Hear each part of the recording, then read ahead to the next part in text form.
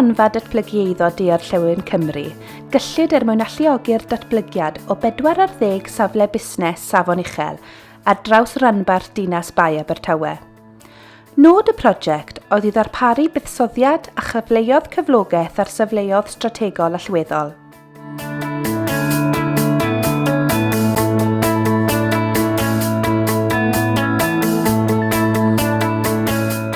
Cam cyntaf prosiect safle cyflogaeth strategol Dwyrain Crosshans oedd i agor 8.5 hectar o dir ar gyfer busnes a chyflogaeth. Mae'r cyllid wedi ein galluogi i annog ddatblygwyr sector breifat i fuddsoddi yn y sir. Yn y pen draw, y fydd yna 9 blot wedi wasanaethu yno a fydd yn medru cael ei ddefnyddio ar gyfer defnydd masnachol a diwydiannol ysgafn.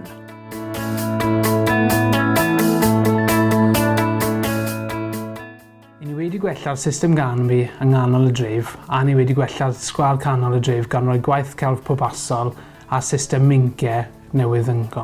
Yn ail, ni wedi helpu 15 adeilad gyda'r grant gwella trefi lle maent wedi adnewyddu tu blaen yr adeilad a'n grant datblygu eiddo lle rydym wedi helpu i ddatblygu ac i adeiladu swyddfeydd newydd ac uned ddiwydiannol. Y drydydd elfen yw datblygiad Coles Hill, y ganolfan cynwysiad economaidd, lle rydym wedi ailwampio'r adeilad i wneud yn siŵr gellir cael ei ddefnyddio unwaith eto.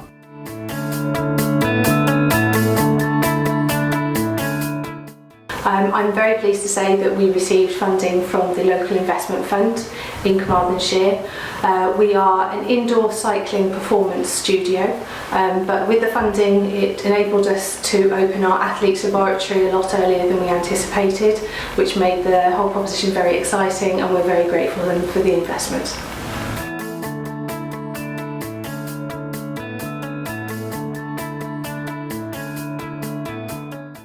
We've been able to expand and streamline our workshop, and it has certainly given more work as a result. They also gave us a grant for a small piece of equipment, and that's up productivity no end. As a result of the workshop being rearranged, we've been able to expand our plans in other parts of the business, and we've invested money to now build a cafe as an add-on to our existing shop, and that's been a very successful addition to the business as well.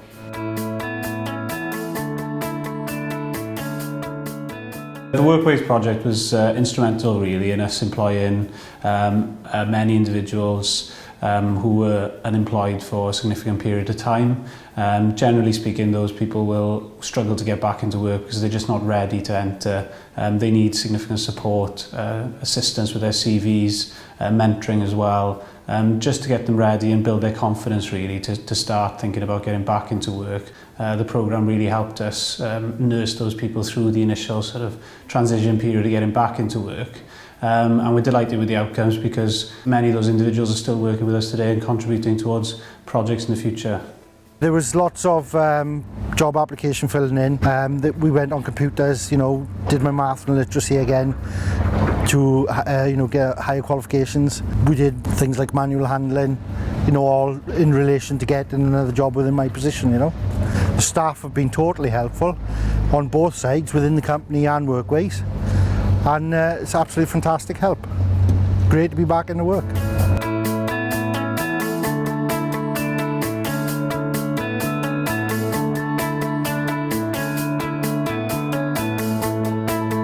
Mae bwcabys yn wasanaeth bws lleol cwbl hygyrch sy'n cael ei dilwra i anghenion arbennig y teithiwr drwy weithredu wrth ymateb a cheisiadau teithio ymlaen llaw.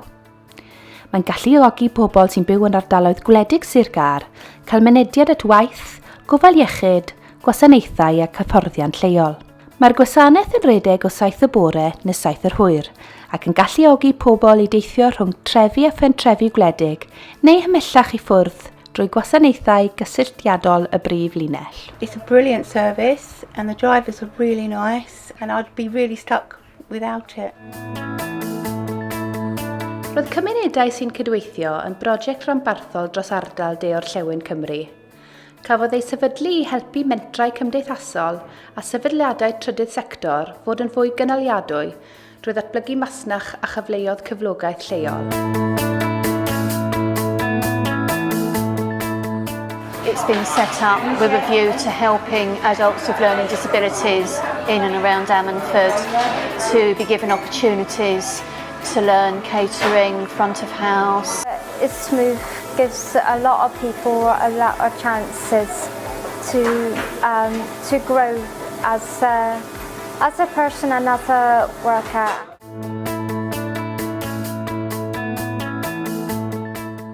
Nod y prosiect yw denu rhagor o ymwelwyr i fannau allweddol yn ne Orllewin Cymru, sef cestyll pwysig fel Rhai Penfro, Caerfyrddin, Carreg Cenning ac Abertawe i enwi ambell un yn unig.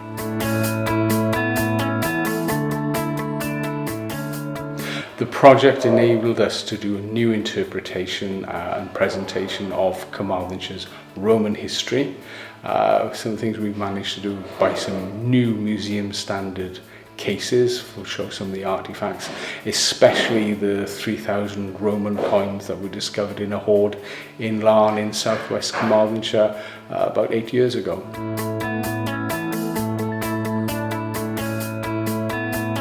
So initially, the Welsh European Funding Office awarded us a grant which enabled us to restore this wonderful Georgian townhouse in Llanelli.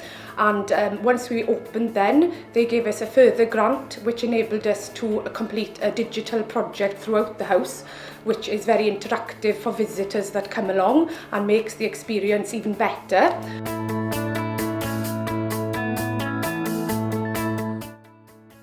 Heb os, bydde'r prosiect yma ddim wedi digwydd i'r safonau dyn ni wedi cyrraedd heb arian o Ewrop.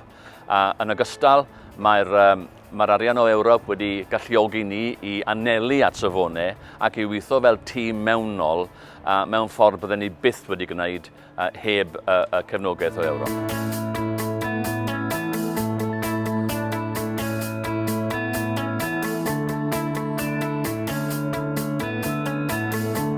We've been fortunate enough to receive European funding to restore the ground floor of the mansion in recent years. It's made a huge difference to the place in terms of a visitor attraction. It's given us more space to display artwork from local artists. We've got a gallery that changes every week there, bringing different people in, different exhibitions in, and also generally the space in the house can be used more for events, and it adds a lot really to people coming here to the gardens, particularly in wet weather.